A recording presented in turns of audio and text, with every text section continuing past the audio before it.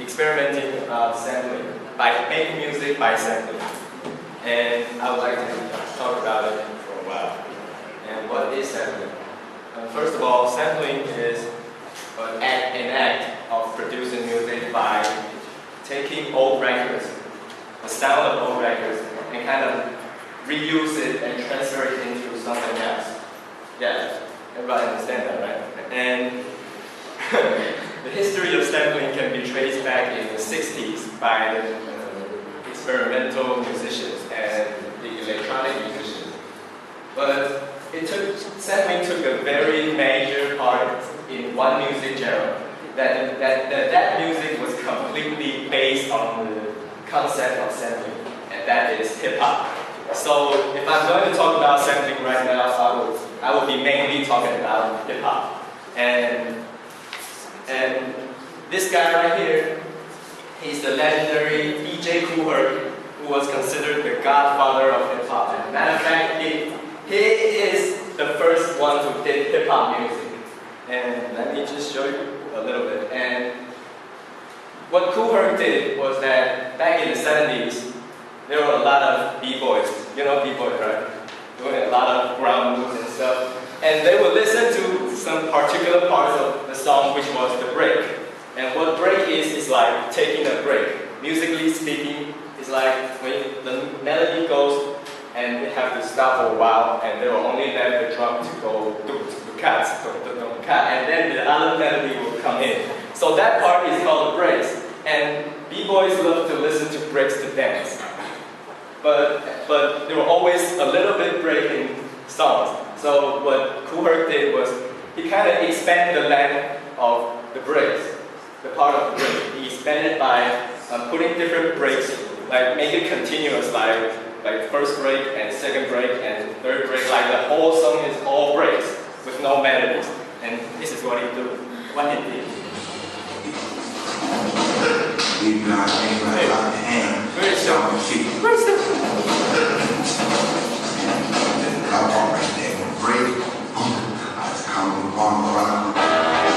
This is the second break. And they went back to hear that? He kind of do what we call turntablism and the DJ mix like that. Yeah. So this is actually what sample started in hip hop. But today's samplers will kind of took many parts of the songs, even the instruments. The producers now not only sample breaks, they will sample other melodies or other instruments and whatever. Yeah. So now let's talk about how to sample. Turntablism. These are turntables. You know turntables can an audio mix, and you just heard what the turntable can do. And this was in the 70s. Traditionally, they used turntables.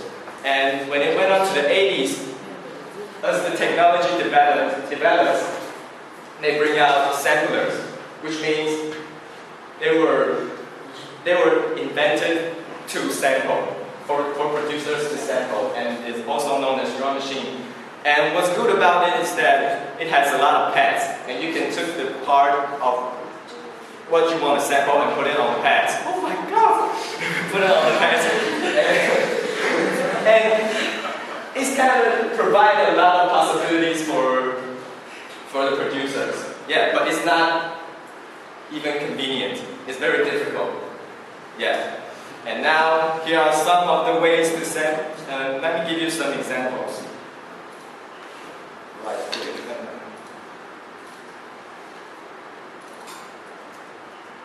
Okay, first listen to this.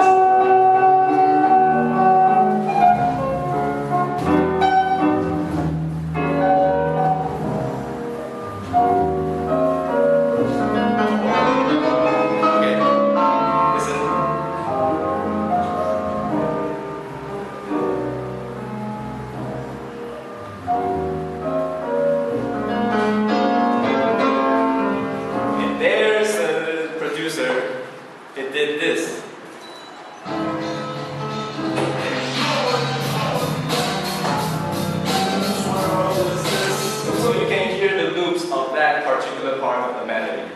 Okay, and this is a classic song from hip hop. And here's a little example, and I would like to give you some kind of video. And okay, what after sampling? Sampling, as you can see, they took parts from the original songs and kind of make that into something else. But it will also bring up the controversies with the producers and the original artists. Because you just take his thing, right? You just steal it. They consider it stealing. And some original artists are fine with it and find it very attractive, while some just sue them for like $10,000 US or something like that. And some of it was even taking advantage of hip hop, because some would flip their song into a classic, and crazy fans will look for the source of the sample and kind of find their song and start to listen to it again, and they are happy with it. Yeah, somebody else still buying their records. And as for people considering stealing, I would like to say that every music we hear today have all stolen something from the past. I have to say this, man. Every music we hear. And because everybody was influencing each other. And let me give you an example like jazz. Jazz music came from the blues and the classical music. But nobody knows. They just use that. They just use them too.